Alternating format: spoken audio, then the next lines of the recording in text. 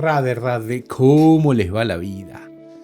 Hoy se me ocurrió hacer un análisis sobre lo que implica la humildad o la diferencia entre la humildad verdadera y la humildad falsa. Porque muchas veces no nos damos cuenta, pero actuamos nosotros mismos y otras personas ante nosotros con una humildad falsa, superficial, que utilizan o utilizamos a veces para manipular situaciones, y eso nos distancia de nuestra verdadera autenticidad, ¿no es cierto? Acá preparé un esbozo como para ir leyéndoles y haciendo un análisis e hincapié en lo que sea necesario mientras lo voy leyendo. Vamos a eso.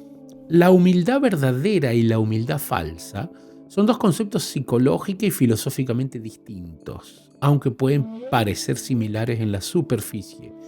Y teniendo en cuenta mi experiencia al haber vivido muchos años en el lugar donde este tipo de herramienta, que es la humildad, ha sido manipulada bestialmente, que es en la India, ¿no? Donde es el concepto de los maestros espirituales, los gurús y todo esto es muy, muy marcado.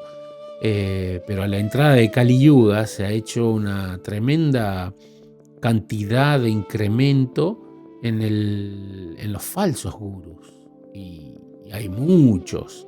Es más, incluso hay estudios que dicen que las personas más ricas que existen en India son los gurús, ¿no? Siendo que debería ser una situación útil para el gurú tener el dinero necesario para poder maniobrar sobre las situaciones, vivir de donaciones y todo, pero no así el caso de los gurús falsos o gurús que carecen de la humildad real. Vamos a estudiar lo que esto implica, ¿no? Desde un enfoque psicológico, la humildad verdadera proviene de un lugar del autoconocimiento profundo.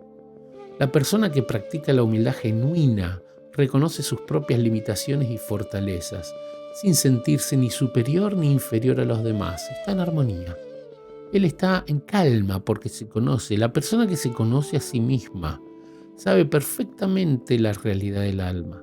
Y cuando hablo de conocerse a uno mismo, hablo de conocernos como seres eternos, plenos de conocimiento y felicidad, que es la naturaleza de nuestra alma. Entonces, cuando nosotros tenemos entendimiento de lo divino que somos, el entendimiento se expande y desenvuelve cualidades en el alma sincera, cualidades que están relacionadas esencialmente con esta, principalmente la humildad, porque también a la par de entender lo divino que somos, entendemos lo impresionantemente gigantesco que es todo esta creación cósmica en la que estamos deambulando momentáneamente. Y obviamente que las posiciones momentáneas de la temporaria realidad que vivimos no nos afecta, porque entendemos la ley del karma y las millones de veces que hemos pasado por situaciones diferentes, por lo cual vanagloriarnos de conquistas efímeras de la existencia no satisface al alma del sabio, ¿no? En este estado hay una aceptación honesta de uno mismo y del entorno, sin necesidad de exagerar o minimizar el propio valor. El valor es el que es, porque eso es importante también. En el sabio no se oculta la verdad de lo que realmente soy. Uno tiene que tener la capacidad de describirse a sí mismo, entendiéndose y comprendiendo que hay espacio para el crecimiento, así como también espacio para la autocrítica y el autoanálisis, entendiendo de que si estamos en el nivel de un sabio, en el nivel de un maestro, no está mal aceptarlo. Eso sí, es esencial que este tipo de temas se compartan a nivel íntimo con personas que estén a la altura de la conversación, porque un sabio en un nivel profundo de comprensión de sí mismo no puede estar revelándole su mente a personas que están en el principio de su conocimiento espiritual, porque va a haber una mala interpretación que es finalmente muy nociva para la relación, principalmente para el discípulo o para la persona que está aprendiendo, porque va a confundirse en relación a las circunstancias momentáneas, pero momentáneamente puede estar sucediendo dentro de la mente del sabio, porque todos tenemos circunstancias que de una manera u otra nos están ayudando a conocernos. Solo que cada uno es consciente de sus propias realidades. Y a veces el sabio o el maestro puede tomar conciencia de lo que le sucede al discípulo por su propia experiencia, pero es muy raro que un discípulo pueda entender lo que le pasa al maestro o al sabio, ¿no? Filosóficamente, la humildad verdadera está relacionada con una comprensión espiritual del yo, obviamente. En muchas tradiciones, por ejemplo el Vedanta o el budismo, ¿qué vendría a ser? El budismo viene del Vedanta, ¿no? Y los Vedas. Porque Buda practicaba la filosofía védica y él se la llevó para el norte de Asia, China, Tíbet y todo eso. Y fue en esa transición que, al él ser un ejemplo en su actitud, empezó a ser el logo de los seguidores, ¿no? Como el cristianismo, budismo, mahomano y todo eso. La humildad surge cuando uno reconoce que es parte de un todo mayor, eliminando el ego falso. El ego falso, atendamos a esto que es importantísimo, lo que hay que eliminar es el concepto erróneo de nuestra realidad momentánea. Ese que justamente nos distancia de comprendernos de lo que realmente somos, porque el ego falso radica en la mente, no en el alma. El ego falso es la identidad falsa creada por la mente para hacernos creer que tenemos algún tipo de circunstancia relacionada a nosotros como almas en este plano, pero no es nosotros en sí, sino la identidad de la mente. Y trascendiendo la idea de la individualidad separada, ¿no? O sea, se trasciende la idea de que hay una identidad que esté separada de un todo, porque eso es una de las últimas trampas de la existencia en el ser vivo, que él crea que se funde con un todo. Pero, perdón de nuevo, lo que sucede en realidad es que nosotros, con este tipo de filosofía, estamos ilusionándonos. En los Vedas se lo conoce como Mayavadi, o aquel que cree que se funde con el todo, ¿no? Con el Brahman. Pero en realidad no podemos, porque no hay forma de que nosotros perdamos nuestra identidad. Por eso que ese tipo de detalle que dice acá es muy importante, ¿no? Trascendiendo la idea de la individualidad separada. No hay forma de que estemos separados del todo y mantenemos a la vez nuestra propia identidad. Eso se llama Achintya Veda Veda Tattva. Psicológicamente, la humildad verdadera es un equilibrio entre la autovaloración y el respeto hacia los demás.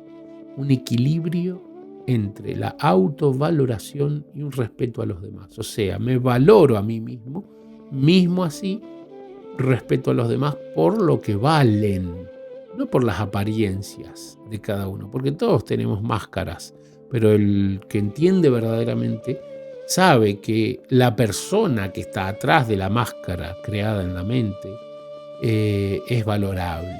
Y si es sabio, intenta ayudarlo a trascender esa identidad falsa de la mente, ¿no? Filosóficamente, la humildad verdadera implica una comprensión de la interconexión con lo divino y lo universal. Obviamente, nosotros entramos en una realidad de comprensión de la conexión. Estamos constantemente conectados. Por eso que mantenemos la humildad con esa conexión. La humildad sincera se incrementa constantemente por esa conexión, ya que esa propia conexión es la que nos despierta constantemente, incrementando nuestra capacidad de percibir la realidad del alma. La humildad falsa, por otro lado, es una forma de humildad que tiene raíces en el ego falso. Psicológicamente, esta puede manifestarse como una forma de autoprotección o manipulación. Autoprotección generalmente por sentirnos vulnerables, ¿no?